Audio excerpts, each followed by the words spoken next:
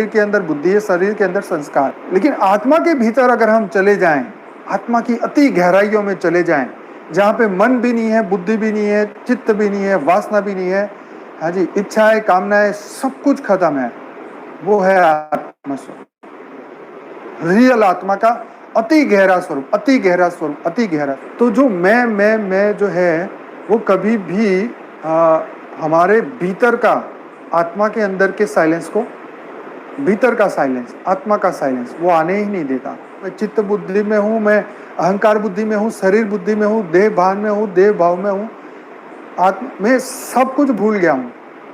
अब मैं वही हूँ, वो मैं हूँ, बस खत्म कहानी।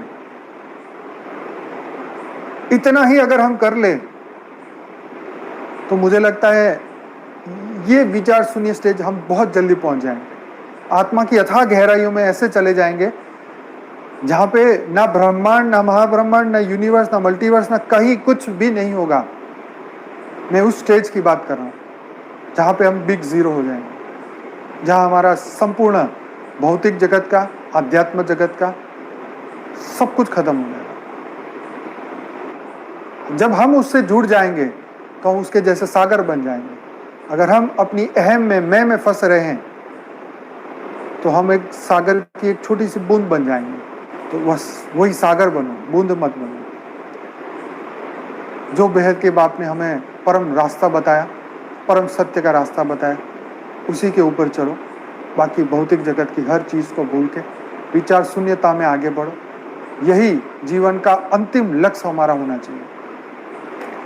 अब सभी जवाबदारी ऊपर वाले की है, वो मेरा अस्तित्व टिकाए रखे या मुझे अपनी सागर में समेट ले, वो सब कुछ ऊपर वाले के ऊपर है।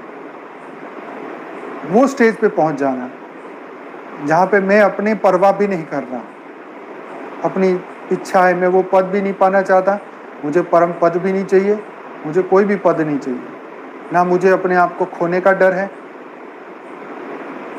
ना ही मुक्ति और जीवन मुक्ति का डर है। मतलब अपने सत्य स्वरूप को समझ जाती, उसको 100% बिलीव हो जाता है कि मैं शरीर नहीं हूं, मैं आत्मा हूं और मेरा आत्म स्वरूप ही सत्य है। ये शरीर नाशवंत है, कुछ ही समय के लिए धरती पे है और हर कर्म आत्मा के कल्याण के लिए ही अगर वो करता है और आत्मा के ऊपर फोकस रखता है, सभी चीजों से ज्यादा महत्व वो आत्म स्वरूप पे देता है, आत्मा की अथाह गहराइयों की अनुभूति करता है, उसी को आत्म स्वरूप, उसी को आत्म साक्षात्कार कहेंगे। ऐसा नहीं होगा कि अचानक लाइट हो जाएगी यहाँ पे और आपको एकदम प्रकाश दिखाई देगा और आप कहेंगे अच्छा मेरे को आत्म साक्षात्कार हो गया। ऐसा नहीं होता है। आत्म साक्षात्कार का मतलब मैंने आपको बहुत गहराई से समझाया। इस चीज को आप अपने जीवन में उतारना, अनुभूति करना, और आप जीवन में कितनी बार इसको दिन में एहसास करते हो, ये आत्म स्वरूप की प्रैक्टिस है। ये आत्म स्वरूप, आत्म साक्षात्कार स्वयं को ही करना होगा। ठीक है, कितनी बार आप उसको करते हैं, कितनी देर तक आप करते हैं, उस पर कितनी देर तक बिलीफ रहता है। शुभ और अशुभ कर्म कौन करता है? करती तो आत्मा ही है, लेकिन उसको करवाता कौन है? मन, बुद्धि और उसके संस्कार करवाता है। आत्मा स्वरूप के स्टेज में आप रहेंगे, आत्मा के रियल फॉर्म में रहेंगे, तो आप हर कर्म से ऊपर रहेंगे। ठीक है, तो वो कर्म आपको बांध नहीं पाएगा। ठीक है, तो उन्होंने कहा प्रकृति और उसके कार्यों के प्रति मेरे मन में ना तो ना राग है, ना द्वेष है। मैं किसी को ना अपनी द्वेषी समझता हूं, ना आत्मीय की आत्मीय ही मानता हूं। मतलब आपको अपने आप को ये समझना है कि ना तो कोई मेरा मित्र है, ना ही मेरा कोई दुश्मन है। अगर आप ये मानते हो, मतलब ये प्रहलाद जी का स्वभाव था, तो हमें ये समझना चाहिए, जैसे हमें कोई किसी व्यक्ति को देख के हमें लगता है कि ये मेरे लिए बुरा सोच रहा है, तो भाई हम ये सोचे ही क्यों? वो अगर सोचता भी हो तो वो उसका प्रॉब्लम है, आप क्यों सोच रहे हो? ये देखो सुंदर सी बात, ना तो स्वर्ग की कामना है, ना पाताल में जाने की कामना है, ना ही मृत्यु लोक में रहने के मजे हैं उनको। वो इन सभी चीजों से परे है, उनको कोई कामना ही नहीं है कि उनको स्वर्ग चाहिए या नर्क चाहिए। ये मैं आपको बताने की कोशिश कर रहा हूं कि ये अनिश्चितता ही आपके मन को बदल सकता है, यही आपकी बुद्धि को बदल सकता है, यही आपको सरल बना सकता है। यही एग्जाम्पल इसीलिए कोट करना पड़ा, यही इसीलिए बताना पड़ा कि यही आपके स्वभाव को सुधार सकता है। आई बात समझ में? तो इसीलिए ये अनिश्चितता है ना, ये अनिश्चितता है ना, ये हर चीज परिवर्तनशील है, तो तुम्हारा स्वभाव क्यों नहीं? हमने कौन सा ऐसा ईगो पाल रखा है कि हम क्या दुनिया के मालिक बन गए? नहीं, परंतु भीतर की जो आत्मा के अंदर की जो परम शांति है, वही मेरा अस्तित्व है, क्योंकि मैं ही वो परम शांति हूं, वही मैं हूं, शून्यता की अवस्था हूं, वही मैं था, वही मैं हूं और वही मुझे बनना है। जो एटीट्यूड मनुष्य जीवन का, जो बिहेवियर तय करता है, जो भाव तय करता है, जो आत्मा की गहराई तय करता है। इसलिए गीता में कहा कि हे अर्जुन, सुख और दुख से ऊपर उठ के कर्म करो, है ना। जहां पे ये भाव आपको हिलाते नहीं, आपको हिलाते नहीं, आपके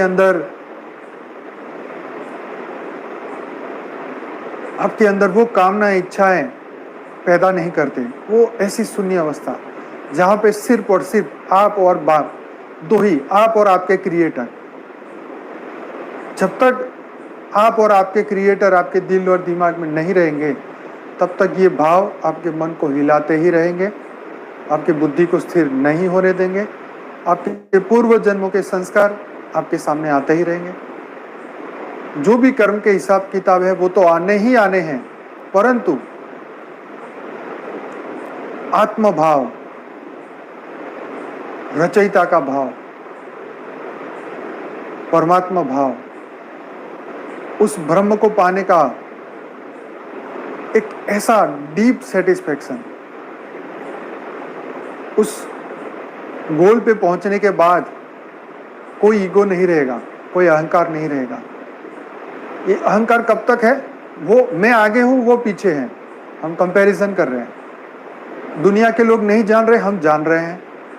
ये भी एक ईगो है, ये भी एक अहंकार है। नहीं, हम आत्मा की भीतर की अथाह गहराइयों में खो जाएं, परमात्मा की अथाह गहराइयों में खो जाएं। कोई भी इच्छा, कोई भी पद प्रतिष्ठा, कुछ कामना नहीं। ऐसा वो भाव, ऐसा वो स्टेज कि जो पाना था वो पा लिया, कोई नई चाहत नहीं, ना दुनियादारी की, ना भौतिक जगत की, ना ऊपर की कोई पद प्रतिष्ठा की या ऊपर की कोई प्राप्ति की, ना स्वर्ग की, ना नरक की, ना इस देह की, ना ऊपर के देह की।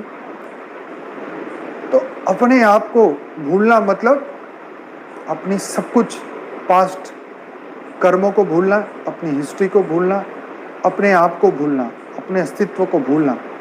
तो जिस अस्तित्व से हम जी रहे हैं उसको भी भूलना।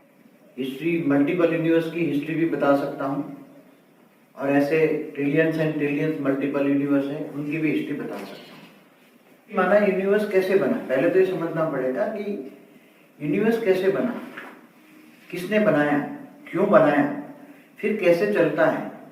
अब यूनिवर्स के अंदर गैलेक्सियां कैसे बनी, गैलेक्सिया के अंदर सोलर सिस्टम कैसे बने, और ह्यूमन बीइंग आत्माएं कैसे बनी, सोल कैसे बनी। और जब शुरू में जब यूनिवर्स के अंदर जो आत्माएं बनी थी, वो कैसी आत्माएं थी, वो भी सोलर सिस्टम का मालिक कौन है, माना एक ब्रह्मांड, माना शिव, गैलेक्सी माना महाशिव, गैलेक्सी का मालिक माना महाशिव, और यूनिवर्स मालिक परम महाशिव। बाकी जो मल्टीपल यूनिवर्स जो है उसका तो मालिक बहुत बड़ा है। वो तो साइंस वाले जो बात बता रहे हैं उसकी बात है लास्ट में, क्योंकि ये तो 16 कला से ऊपर की बात है। और जो साइंस वाले जो कह रहे हैं वो तो जीरो कला का, यूनिवर्स का जीरो कला का अंश भी नहीं विजिबल है।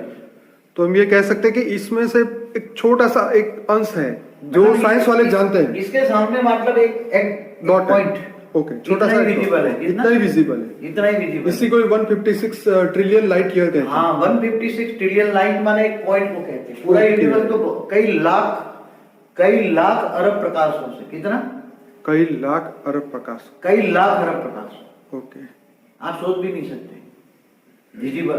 तो ये विजिबल तो कुछ भी नहीं है, ना के बराबर एक पॉइंट है, इतना 100 के 9 बराबर। तो बापूजी ये बिल्कुल ठीक बात बता रहे हैं। क्यों जो उनके जो साधन बने हैं वो तत्वों के साधन बने हैं। उनका जो क्या बोलते हैं उसको, ऊपर हर्बल का जो टेलीस्कोप का जो कांच है, शीशा जो जिससे वो पिक्चर लेते हैं, या जो पूरा जो साधन बने साइंस के साधन, वो तत्वों के होते हैं। और तत्वों की जो विजिबिलिटी होती है बहुत कम होती है। अगर वही साधन परम तत्वों के हो जाए तो परम तत्वों की विजिबिलिटी मल्टीपल होती है, बहुत ही मल्टीपल, मतलब बेहिसाब होती है। इसलिए इसको देखना है तो तुम्हारे पास तो बापू जी जो ये आप बता रहे हैं इसके बारे में कोई भी शास्त्र चाहे कोई भी धर्म कहीं का भी नहीं लिखा है। मैं जो ज्ञान बता रहा हूँ परम ज्ञान में लिखा गया किताबों में, ओके कहीं भी कोई नहीं लिखता, क्योंकि भारत के हिंदू शास्त्रों में भी जो लिखा है केवल एक ब्रह्मांड की बात है, एक सोलर सिस्टम की बात है। ओके केवल एक ब्रह्मांड, एक सोलर सिस्टम। गैलेक्सी में ऐसे अरबों सोलर सिस्टम है और एक यूनिवर्स में खरबों गैलेक्सी है। तो वो सब जितने भी विजिबल जितने भी इनको दिख रही है वो सिर्फ एक डॉट के अंदर है, एक डॉट के अंदर है, जो Okay. दिख रहा है एक डॉट के अंदर।